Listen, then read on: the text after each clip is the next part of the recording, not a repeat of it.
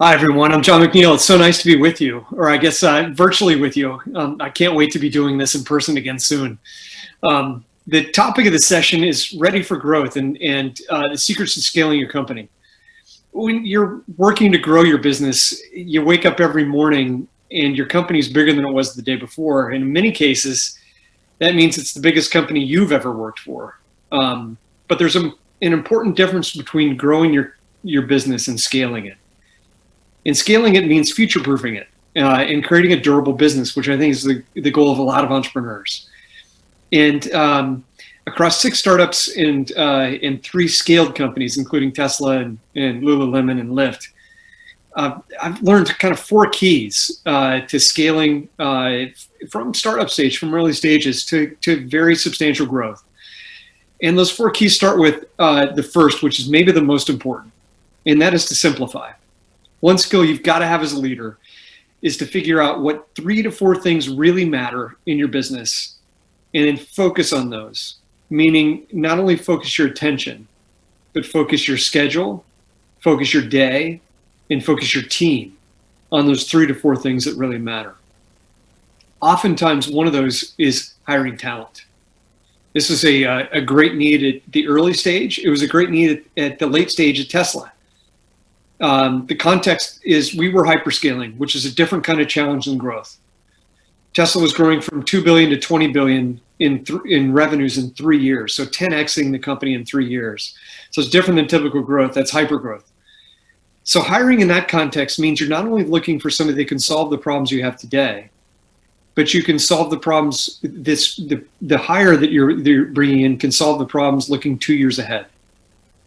And so if you're going to hire with that kind of mentality, that you're looking for somebody that can solve problems not just now, but for 2 years from now, it means devoting 25% of your calendar, in my case, to the process of finding those leaders, of role definition, networking, interviewing, background checking, hiring.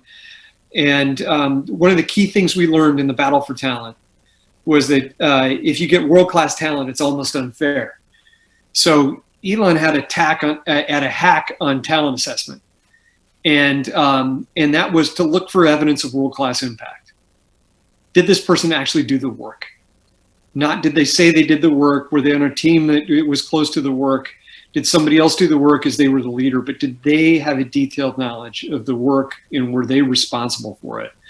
And we try to hold that bar very high and only look for evidence of world-class impact in the people that we hired. And in the same kind of vein of what was important in Tesla, talent and leadership was one as we were growing. The second issue that we really had to focus on and simplify around was factory capacity.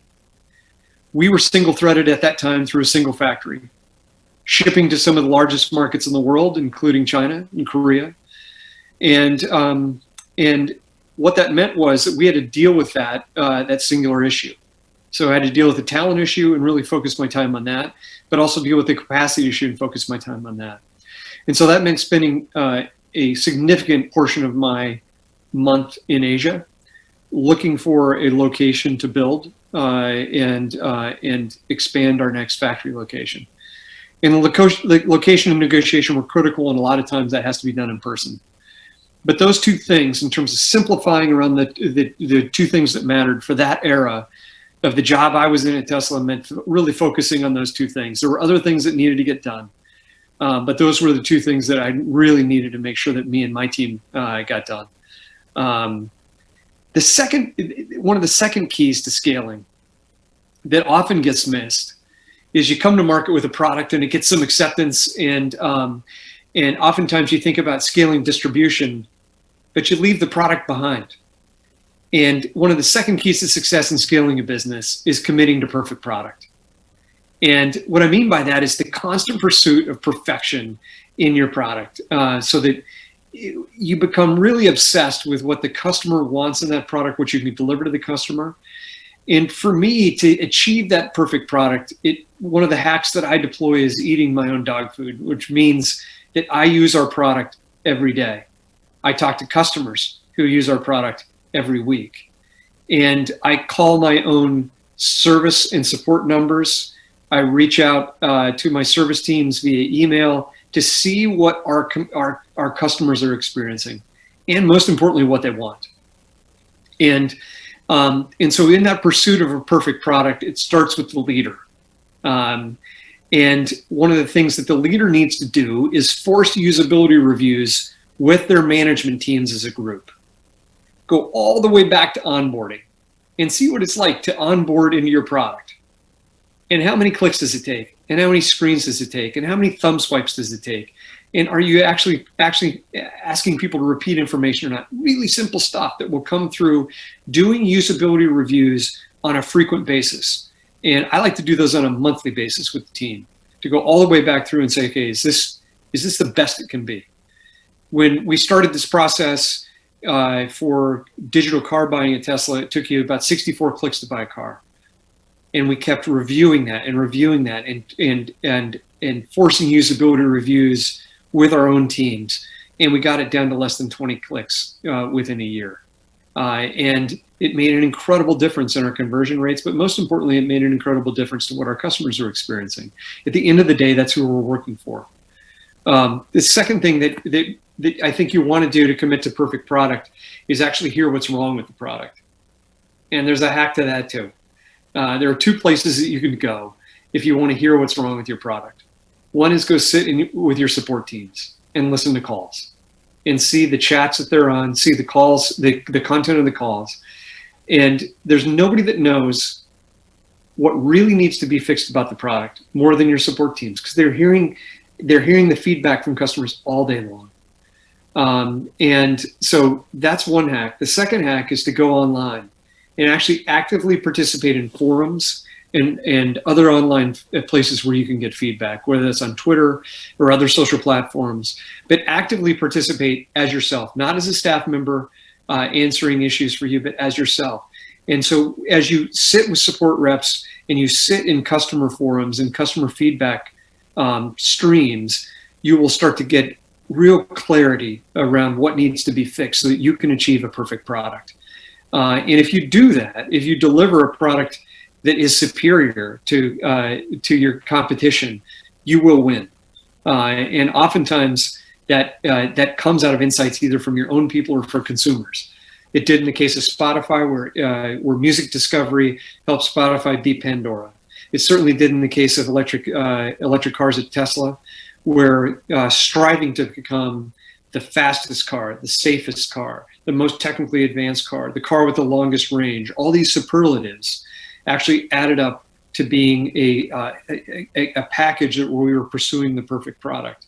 And it made it very, very hard, and still today makes it very, very hard to compete with Tesla because of that approach to the perfect product, including things all the way down to the charging network. So if you've got the first ingredient to get is focus in scaling. The second ingredient to get is perfect product. And the third ingredient really is rapid feedback loops. I have a 20% rule, and that is, as we just talked about, if you want to know what to do and what to fix in the business, it becomes apparent on the front lines. So my 20% rule is to spend 1 day a week, 1 day out of 5, 20% on the front lines. And that means in the case of Lululemon in stores, or Tesla in our stores or service centers or out in our markets. At Lyft, it meant I actually spent a day a week either driving or riding as a passenger, experiencing what the driver experienced and what the passenger experienced from two different perspectives, firsthand. Again, not delegating it to somebody else, but what I wanted was super rapid feedback loops. And I charged my management team to do the same. Meaning, if we were going to make the business better, we needed to increase our feedback loops. And so I wanted them to spend 20% of their time out on the front lines as well. When I got to the front lines, I typically have two questions. One is, if you have my job for a day, what's the one thing you would do? And oftentimes people will just immediately say, you need to do this. You got to take care of this. I hear this dozens of times a week from a customer. Can you please make it stop? And that, if you had my job for a day question, has been gold for me. The second question I ask is, what are our customers asking for that we don't have today? And that becomes a more nuanced issue. And what I'm looking for there is, what feature, What product? What service are customers asking for that we don't have? We made this discovery at Tesla, where in our service business, consumers and customers would say, I just would rather you come to my house to do this service versus me having to come to you and get a loaner car. And I heard that once, and then I heard it twice, and then I heard it over and over again. And so we decided to start a new business within Tesla, and that was really dedicate ourselves to mobile service. We had Rangers, but we wanted to really amp that offering up to see if we could make it a regular choice, even if you lived close by to one of our service centers, to get your car serviced at your home or office, which meant that we had to completely change our model and be able to deliver service wherever that customer needed it. And often it was in their driveway, which meant that we had to have the right parts and the right technician. We would have to ask the right questions going in to make sure that we had everything ready to fix that car in their driveway. But that idea turned into a business that today is worth hundreds of millions of dollars. And it came from just asking that second question when you go to the front lines. What are our customers asking for that we don't have today? And in that case, it was mobile service. And the answer to that question in deploying it actually changed the entire automotive service industry. And very, very simply came from an insight from customer. So if you can, A, simplify and focus your time, and second, really devote yourself to the perfect product, and enhance that thirdly by rapid feedback loops. Establish for yourself a 20% rule of just experiencing what your customer experiences and going to the front lines and experiencing what your people are experiencing, supporting them. The fourth real, I think, key to success is anchoring your culture and orienting it around a we'll figure it out and let's start versus a no. And some of you know exactly what I'm talking about. You've worked in cultures where the answer starts with no, with a new idea or an answer to a problem. Those cultures typically aren't going to scale. But the cultures that will scale, when faced with a challenge, their first response is either we're going to figure this out, or we don't know what the answer is, but we're going to start to try to find a solution. They don't default to no, they default to yes or maybe. If you can anchor your culture around that, you've got a much higher chance of success in terms of your scaling. And galvanizing teams around finding the art of the possible is challenging, but it also creates a really, really fantastic place to work, because it's energizing to work through challenges and succeed. It's great to win as teams against these challenges that everybody thought was an impossibility. And these kind of teams don't see limits. They don't see the fence. They see the spaces in between the fence, and they see the possibility. And if you can galvanize teams around finding the art of the possible, what's possible? Don't see the limits, see the possibility. How are we going to solve this problem? And really start iterating on that together and working through those challenges together. Our goal together in our companies is we want to do the best work of our lives together, which means that we are going all in with intensity to solve problems that a lot of people think aren't solvable. And we get intense satisfaction out of solving those problems.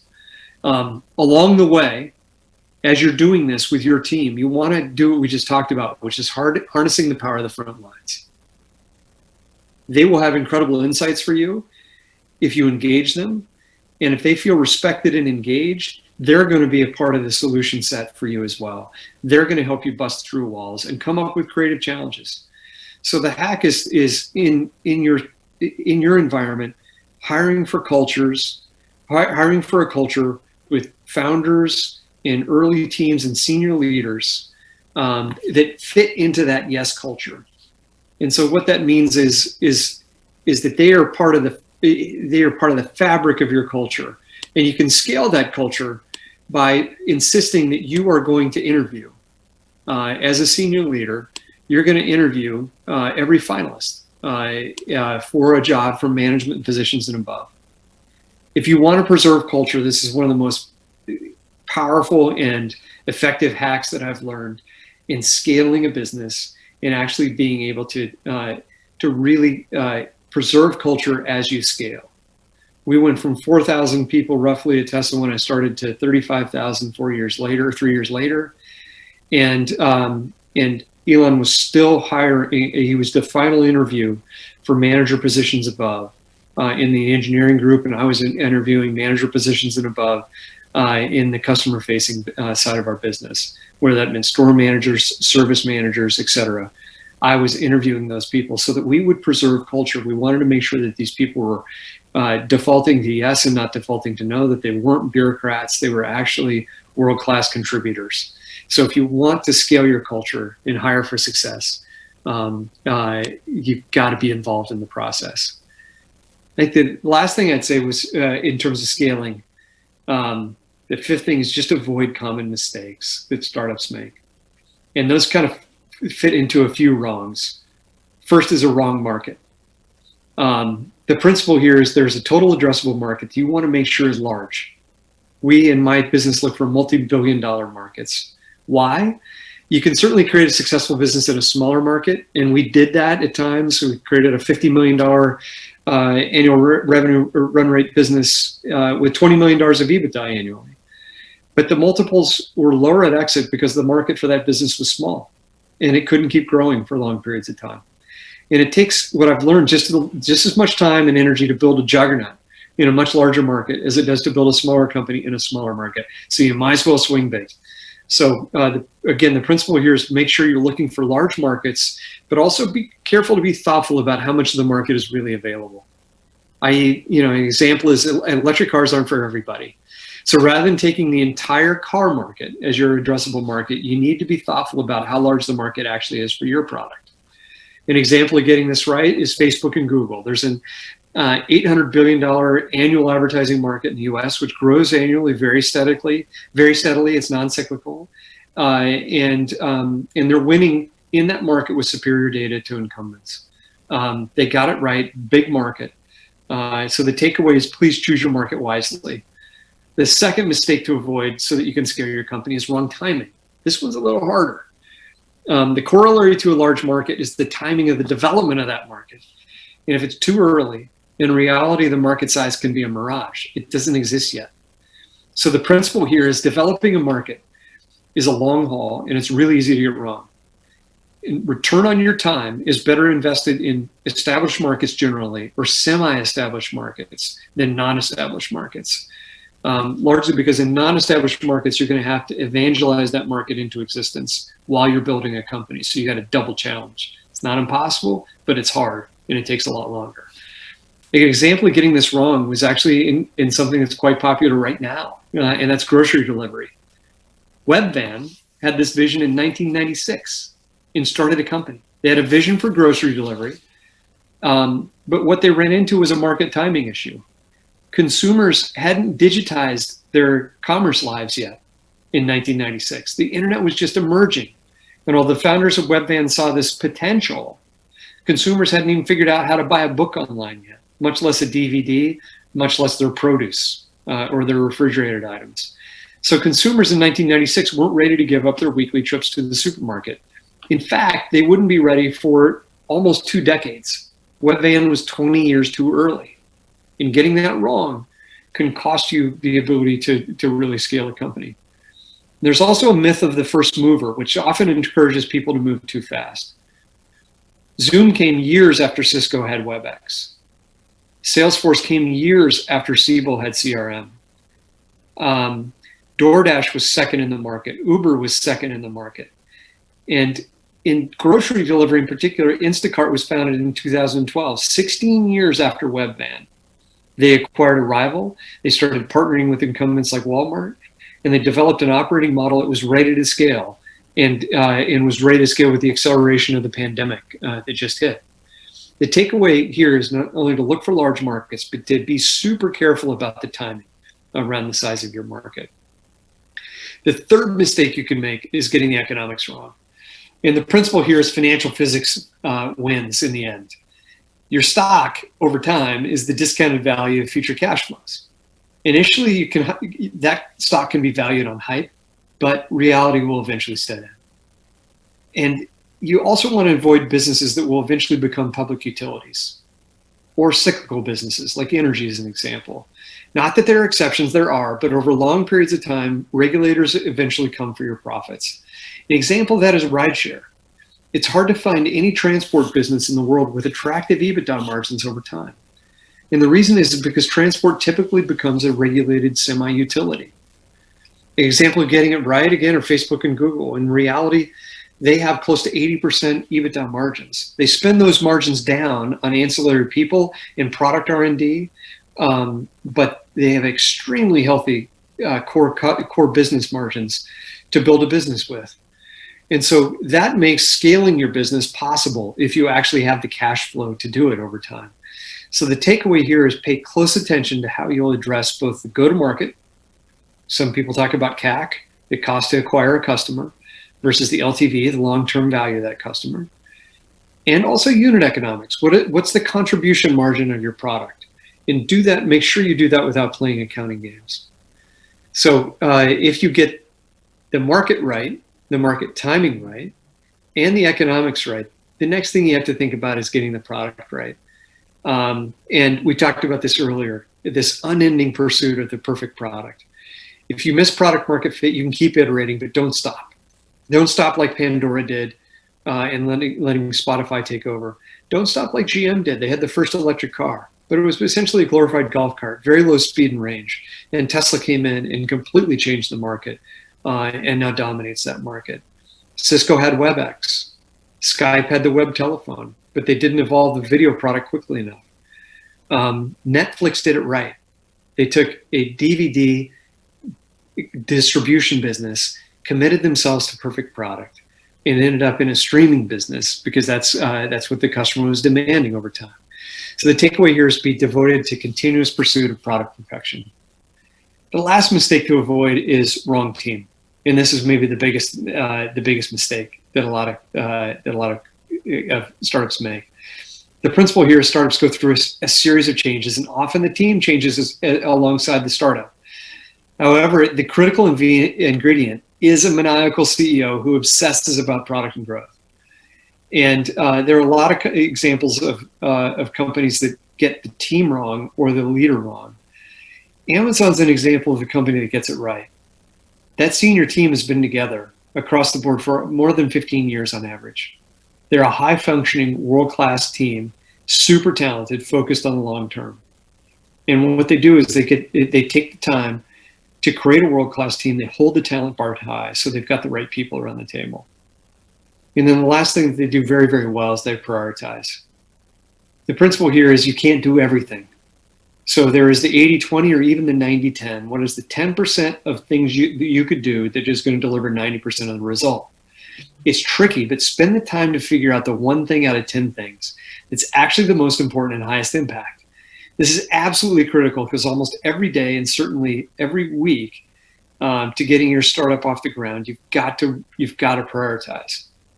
Examples of getting it wrong are littered across the landscape of failed startups. Almost every startup failure can be attributed to not prioritizing the wrong things, but really not prioritizing at all. Prioritization never becomes a muscle that the business develops.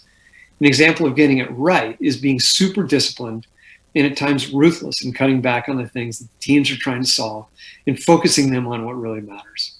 The takeaway to this one skill, in addition to all the environmental factors we talked about, prioritization is the difference maker in most startups. And the counterpoint to these mistakes are the successful choices you can make to scale your company. Choose a large market that's evolving your way with the right timing, with great margins. Have a devotion to product market fit and hold the bar high to create a world-class team, and really focus your team and focus in on the priorities that are really going to drive the business, and leave the rest of the things on a lower prioritization. Make sure you focus on the 3 or 4 things that can make your business work. In summary, you can manage through growth. In fact, you can create growth by managing it. And just simplify, commit to perfect product, create rapid feedback loops, and anchor your culture around the possible. If so, you're going to have an incredible journey. Thank you. Thanks for letting me be a part of this World Knowledge Forum.